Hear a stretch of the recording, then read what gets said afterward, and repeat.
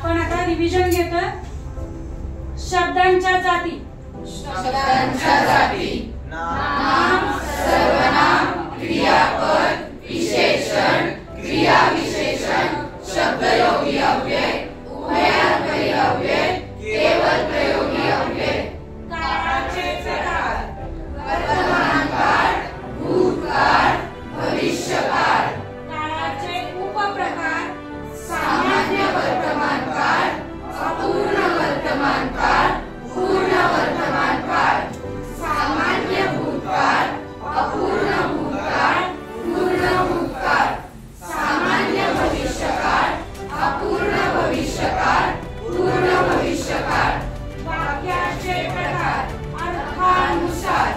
विधानार्थी वाक्य, प्रश्नार्थी वाक्य, आज्ञार्थी वाक्य, उद्गारार्थी वाक्य, होकारार्थी वाक्य, नकारार्थी वाक्य. रचनेनुसार.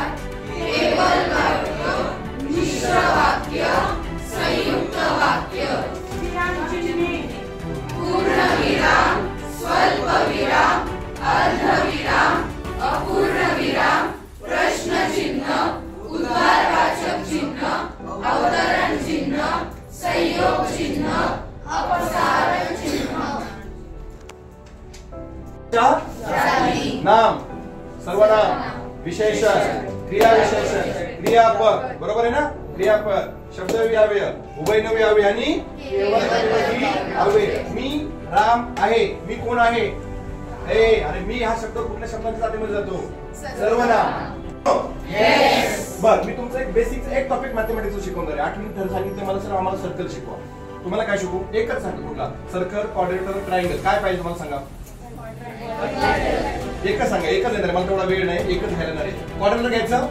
टाइप्स ऑफ क्वाड्रिलेटर आणि प्रॉपर्टीज ऑफ क्वाड्रिलेटर आणि रिलेशन ऑफ टू क्वाड्रिलेटरल्स. म्हणजे दोन क्वाड्रिलेटरचे रिलेशन कसे असतात? कोण कोणाचा बाप असतो आणि कोण कोणाचा मुलगा असतो तुम्हाला शिकवणार आहे. कोण कोणाचा बाप आणि कोण कोणाचा मुलगा हे तिकडे होणार आहे. सो एक लेक्चर मला यांचे मला हवे. यांचं लेक्चर आहे मला क्वाड्रिलेटरचं.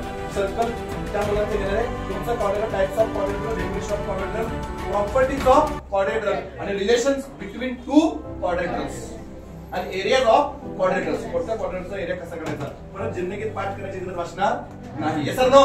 येस. 10वीची इकडे मुलं सांगतात आहे. 10वीची मुलं इकडे त्यांना मी काल परत सांगितलं ट्रायंगलला किती हाईट्स असतात?